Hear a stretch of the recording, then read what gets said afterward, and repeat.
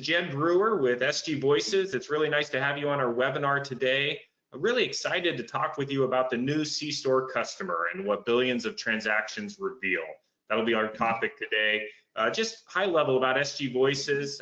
We are your go-to resource for connecting with industry leaders, such as our presenter today, accessing trusted educational content and discovering valuable insights that hopefully will help you drive your business growth. And our mission is to empower you with relevant and actionable knowledge that's tailored to the challenges that our industry is facing today. We have the privilege of having Dr. Thomas Weinandy on the call joining us today. And loyalty, convenience, everything is changing out there all the time. And our goal as business leaders is to stay up to date and relevant on what those trends are. And Dr. Thomas has some of the best information out there in the industry with billions of transactions that they're able to capture. And so he's going to talk a little bit today about what the data is telling us. What are some of those trends? How are shoppers redefining value, loyalty, and convenience, and what it means for fuel and C-Store on the inside as we move forward in 2026. So I want this to be as educational as possible for you. Dr. Thomas wants that as well. And if you have a question, I'm going to have you on mute, but please type that into the GoToWebinar box. I will be able to see that, and I'll relay it to Thomas as he's going through his presentation today. And we will send this recording and the PowerPoint slide deck out to you after this call, so you can share it with a colleague or reference it again. So with that in mind, let's jump right in. So Dr. Weinandy, tell us a little bit about the new C-Store customer and what all this data that you're able to capture is telling us and suggesting for 2026. No, I appreciate the invitation to come on board, Jed. So thanks for having me. So I'm excited to talk about the new C-Store customer. For those who aren't familiar with Upside, my employer, we are a digital platform that brings customers through businesses through personalized cashback offers. Now, we first got our start within gas stations and convenience stores back in 2016. And since then, we've grown to reaching 22% of all gas stations in the US. And last year, we brought 1.5 billion gallons of incremental fuel to our partners. So it's very exciting to be part of Upside. My job specifically with the company is to work as a principal research economist, where I look at anonymized user transaction data and augment that with surveys to be able to understand industry trends and changes in consumer behavior among the different categories we work in. Namely, and we're really privileged to have you here too, because a lot of your work's been featured on CNBC, Yahoo Finance, NPR, the Today Show, various audiences like that. So I'm grateful for the perspective you're going to be able to bring. No, it's a privilege. We have a unique vantage point being able to look at anonymized transaction data between gas stations, convenience stores, as well as grocery stores and restaurants. So we really can kind of see across the economy, how is the consumer today behaving, and what are the different ways that they've been changing over time. So if it's okay, I'll just jump into it. Let's do it. All right. So as an economist, I really have to start with the macroeconomy. If we're going to talk about how consumers are behaving, we have to talk about how do they get here? What are those larger market forces that is influencing each consumer's decision of how, where, and where to shop? So specifically, we're seeing consumers today, they're pursuing value, and it's value in how they define it. But overall, we see consumer behavior, consumers of all stripes are trying to cut back. Whether they're successful or not is a different story, but they're really trying to shift their behavior to make sure that their money can go farther.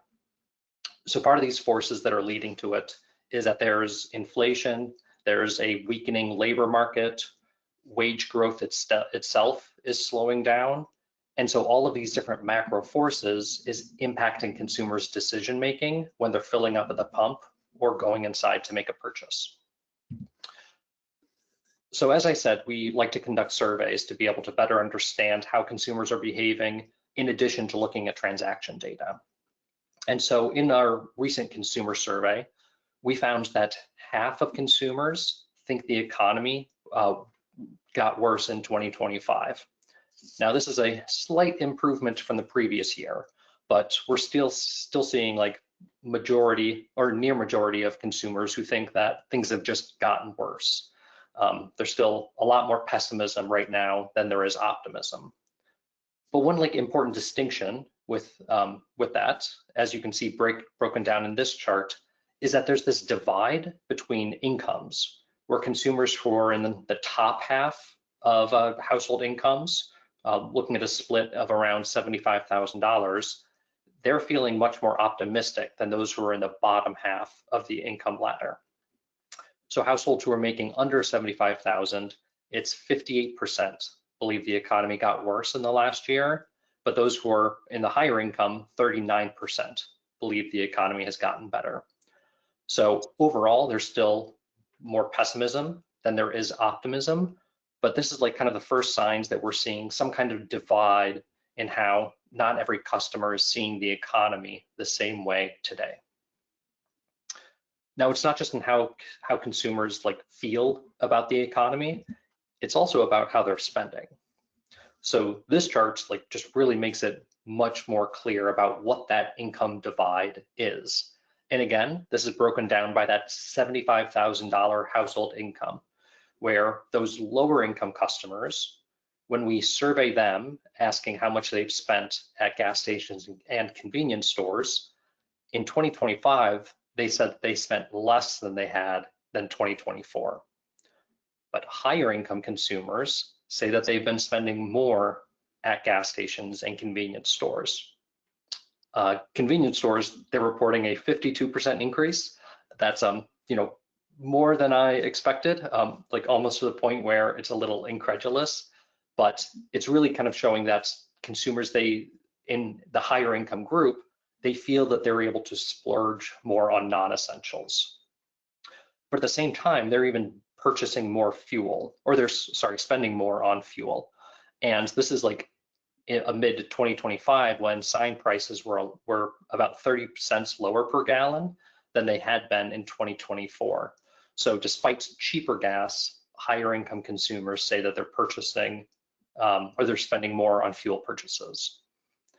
Now, when we average this out, we see an increase of all customers saying they spend more on convenience and a decrease in customers saying that they're spending more on fuel.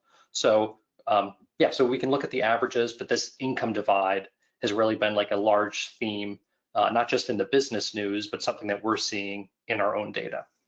And that's interesting because for us as convenience store operators, sales were hard in 2025 compared to years prior, particularly on the inside. And that lower income consumer is a core consumer. We of course serve all high income and low income, but yeah, to have that perception of, man, I've cut back a lot there, that does present a headwind.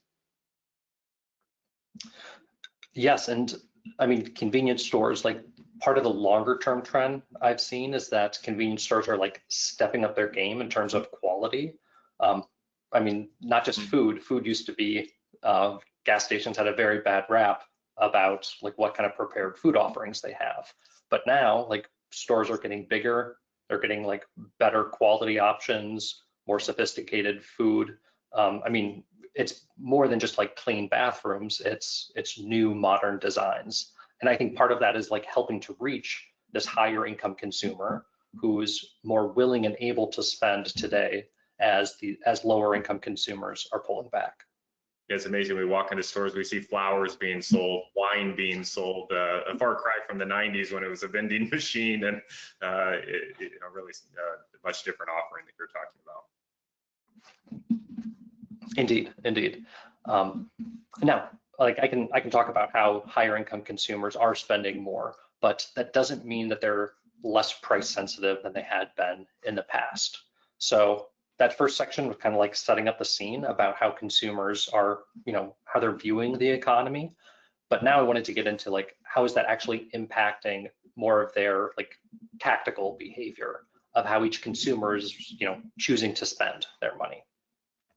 Now, because of these market forces, we're seeing consumers like start to become more uncommitted. And when I say uncommitted, that means consumers are less loyal to any single brand or retailer than they had been in the past. So this uncommitted behavior of consumers, shopping around at more locations, it's being caused by different macro factors. I already talked about some of that value-seeking behavior coming from price sensitivities. There's also been the increase in digital options, digital ordering, not just in at grocery sectors, but many more convenience stores are offering mobile ordering through different apps or websites. And then finally, there's been increased competition in all retail sectors, but additionally fueling convenience, where NACS, even in 2025, we're seeing fuel volume decline consistently over the years. But despite that, there's still been an increase in the census of how many gas stations there are. So there are now more gas stations than there had been in the previous year, even though fewer gallons are being sold. So when we ask customers to be able to describe what is their purchasing behavior, we're still seeing higher income consumers, even though they're admitting to spending more, we still see them talking about how they're trying to seek value. So one quote from our consumer spend survey we conducted found that there was a consumer who was, a young male who was in a household earning over $150,000. And he said that he's now buying more in bulk, using cashback apps, and trying to seek out more affordable locations to make his purchases. So this isn't this behavior where he specifically is cutting back, but his habits are changing and where he's spending is shifting around. And so this is kind of that uncommitted behavior where it's not just about having a preferred brand or the best location to go to, but it's about finding ways to make someone's money go farther. Now, that's just an anecdote. I don't think one single quote is describing a larger trend, but it's giving a point to a larger story about this uncommitted behavior. So specifically when we look at this in convenience stores and gas stations, I also look at what is volume trends happening for these two sectors. And in our data, we find that the typical gas station in 2025 sold 2% fewer gallons than it had in the previous year. Now, this is despite gas prices being cheaper, each station is still selling less on average.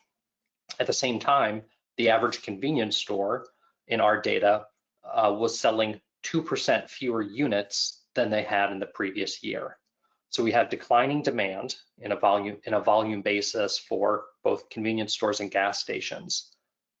But when we ask consumers about where they're shopping and how many sites they're visiting, in both cases, consumers are visiting more locations. So they're buying fewer items overall, but they're admitting to going to more sites. Specifically, the typical consumer in our survey said that they were visiting 7% more gas stations in 2025 than the previous year and 17% more convenience stores. So they're buying less, but they're buying it from more locations. Again, this is the uncommitted customer who's spreading out their shopping and now sees, many more options to be able to where they can make their purchases instead of just trying to consolidate all of their spend to a favorite site. And just to make sure I'm understanding this data here, this is a survey data. It's not actual transactions that you're measuring. Is that right? It's what people say that they're doing. For this specific measure, yes, this is self-reported behavior of the number of sites they're visiting. But we also see this reflected in transaction data as well, where we see consumers they have lower retention at any given site. Actually, I'll jump the gun with that. We see that across retail sectors, 51% of consumers that are visiting a site in a given month, that they're not going to be coming back 12 months later. So I'll say that again, it's 51% of consumers who visit a site, they're not returning 12 months later. And so we're seeing this like increase kind of fall off of customers who are just trying a location out for one or a few number of times, but then not consistently coming back. There's this issue of churn across the industry, and I'll get into later about like what are the ways retailers can help combat that. Makes sense.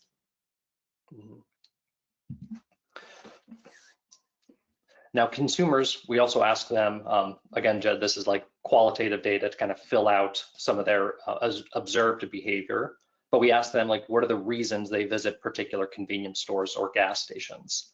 And it's probably no surprise to anyone on the call that price and convenience are the two most important factors. So for fuel, we observe 54% of consumers said they are comparing prices between stations all or most of the time. And lower prices is the number one factor someone says that determines which gas station they fill up at. And convenience stores, price is the second most important factor, just after convenience itself. But again, we see, or at least in this last survey, I saw that some of those preferences of like what is important to consumers has been shifting more towards preferences of higher income consumers who are more likely to be making purchases today. So that third item on the convenience store list of having new or cleaner stores, that was a more important factor in 2025 than it had been in 2024. And I attribute that to higher income customers like having stronger preferences because they're representing a larger share of C-store customers today.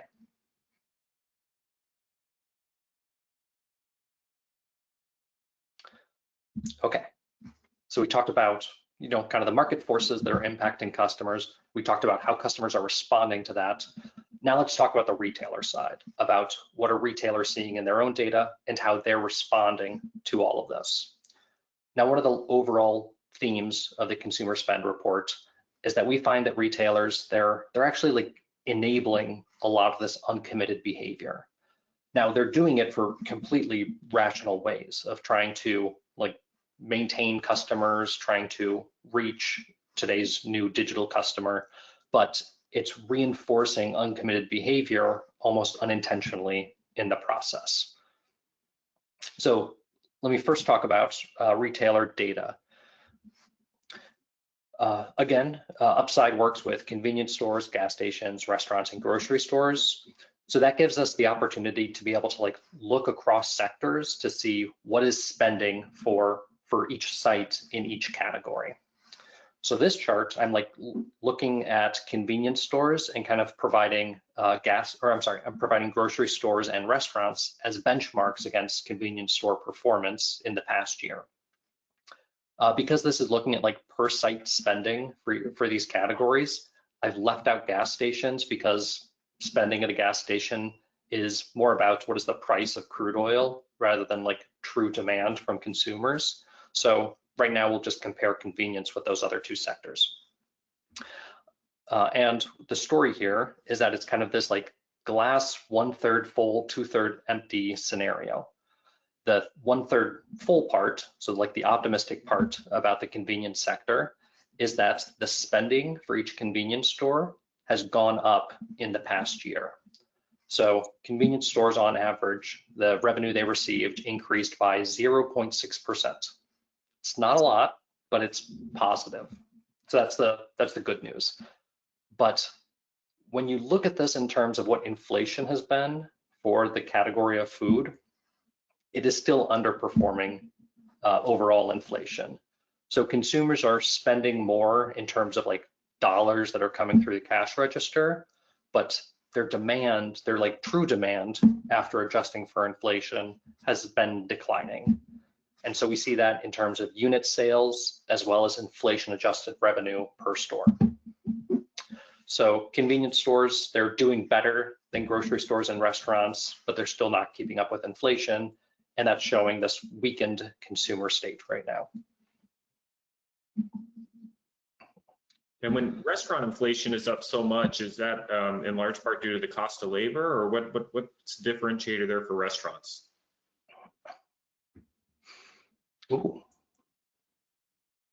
That is a good question. That would be my guess. I don't know. Yeah, I don't have like prior knowledge of why that is. The specific numbers here is coming from the Bureau of Labor Statistics, and they break down what they call food at home and food away from home. But yes, but I think like all businesses are experiencing like increasing costs. Every gas station and C-store operator on this webinar knows that very well. But yes, I think like labor costs, which are a disproportionate share of restaurant costs, those definitely that definitely has been going up a lot. So I would see that having a larger impact on restaurants than it would for grocery or convenience stores. Mm-hmm. Well, that makes sense. And every year I try to look at our study group member data, the people that are in our peer groups, and kind of look at how their data compares to larger industry trends. And we're definitely seeing some of this, but our members were able to grow the top line a little bit faster than the cost of inflation overall. And I took that away as being a really positive trend for our study group members, because I know the industry is just what you're showing here, where it's been 2025 was a really hard year. No, I mean that's great that your members are outperforming the industry, probably because of your webinars, Jed. That's right. Yeah, SG Voices plug. Thank you.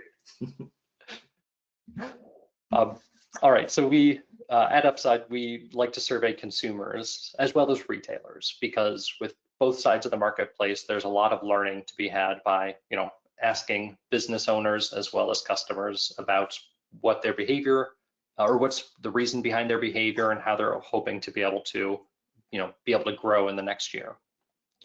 Now, when we ask retailers that, one of the largest themes of 2025 is that retailers were hoping to be able to drive more repeat visits from their existing customers. And that was a higher priority than it was bringing in new customers. So specifically, 47% said that they're focused on loyalty. And that has been a large theme in convenience and gas stations. I mean, today, everyone and their grandmother has a loyalty program, it seems like. Now, the good news of this is that customers, they appreciate that. There's been an increased importance that customers give to loyalty programs and greater value to customers who are more price sensitive today than they had been in the past. So specifically, for the first time in our survey, we had a majority of customers say that loyalty programs are now worth the effort, and that's good. That's businesses are trying to create loyalty programs that are providing value, and as customers are signing up for more of them, they're seeing more of what that value is to them. Now, at the same time, 86% of customers said that loyalty programs are important to them. So I don't know who that 14% holdouts are, but an overwhelming majority of customers think that loyalty programs is an important part of their shopping experiences. So this means that the bar is being raised for what consumers are expecting from their own loyalty programs. Now, that 86% number, I'm going to ask that you remember that's the share of consumers who think that loyalty programs are important. I ask you to remember it because that chart on here, right now we're seeing what is that upper level of the 86% of consumers that think loyalty programs are important. So that's a conceptual and aspirational number. But at the same time, we ask consumers, okay, how often are you actually using loyalty programs? And for fuel, 48% of them said that they're using loyalty programs regularly. And then convenience store customers, that was an even lower number, where it's 38% are saying that they're using loyalty programs regularly. Now, this difference between how many say loyalty programs are important and the lower number of how many are actually using them shows that there's this opportunity gap among the industry right now, where there are many more customers who are willing and wanting to enroll and participate in loyalty programs, but for whatever reason, they're not. Either because they don't see the value as being great enough for them, maybe there's too much friction, or there's just an increase in competition because so many people have loyalty programs today that if a typical fuel customer is enrolled in multiple loyalty programs, then it's often hard to keep track of them, and it might not be worth downloading one more app on their phone if they're already shopping at multiple gas stations anyway. So this is kind of like saying to the industry that there is still more potential to improve loyalty programs, and customers are valuing them, but it's created like deteriorating performance about what actually, how those loyalty programs are performing for customers. And I can imagine this is a breath of fresh air for many retailers because they've invested so much time and managerial resources in developing loyalty programs. It's like, what is the ROI of this thing? Is it moving the needle at all? So it's nice to start seeing some data that's pointing in that direction. Yes, that ROI question. I mean, that's like the $1 million question of like, is a loyalty program actually, creating positive returns to investments? I mean, many loyalty programs, they're, initially conceived because retailers want to be able to like start collecting anonymized data from their customers. And so that becomes a way to be able to, like understand actually who is walking through a store. But often, again, if a consumer, let's see, the typical consumer is enrolled in 17 loyalty programs today across all industries. So it's like very hard for a retailer to convince that customer that they should then download an 18th app on their phone. Yeah, it's tough. It's tough. Okay, so this next part, this is the number I cited earlier about like what is customer retention across retailer sites. And again, this is like observed transaction data. And we find that despite customers, appreciating loyalty programs, we still see like this high rates of churn across various customer segments. So the typical customer, if they're going to shop at a specific store, most of them are not going to return again after 12 months. And overall, when we look across, all of the retail sectors that Upside participates in, 74%, oh no, I'm sorry, this is just fuel customers. Fuel customers overall, we find that 74% of them represented that uncommitted customer who's not prioritizing like any particular brand over another, but instead 74% of fuel customers are prioritizing value instead and are shopping at multiple locations in order to maximize their own value. So that is, part of the challenge.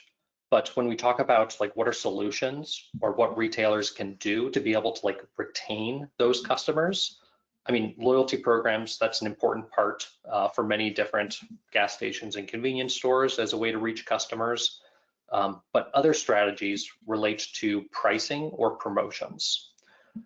So in this little 2x2 matrix, I love a good 2x2 matrix. We talk about some of the different strategies that convenience stores and gas stations approach for pricing and promotions. And one of the distinctions between those is that there's like been a lot of like disillusionment with this one size fits all approach. And so many different retailers are now wanting to practice some kind of like dynamic system or offering personalization to be able to better reach customers. So this 2x2 is breaking down, dynamic versus personalization for both pricing and promotions. Now, the left-hand column about creating like dynamic pricing and promotions, consumers are not enthusiastic about that like whatsoever. There's a lot of skepticism around personalized pricing, and consumers just very, very much dislike personalized pricing. We see that in our surveys. We also see very famous stories like the Wendy's CEO talking about how they wanted to like test out personalized pricing and that did not go well. Or even Instacart having to roll back some of their like price discovery features because consumers hate this. Dynamic pricing is a little more acceptable about changing price over time, as well as dynamic promotions. But overall, when we survey consumers, we find that they're overwhelmingly prefer personalized promotions. And AI is one of those great ways to be able to like better reach customers individually, not just by segments, as well as like what Upside does, which is basing promotions based on personalized shopping history at any given site. So let me wrap up because we're at time. I wanted to like thank everyone for joining me today. If you ever want to learn more about the different research that we produce at Upside, we feature that in a LinkedIn newsletter called The Total that you can subscribe to here. Or I also write a monthly blog called Fuel Trends, where we look at trends across the country about how gas stations and convenience stores are performing. But other than that, Jed, I'll pass it back to you if there were any final questions. Terrific, Tom.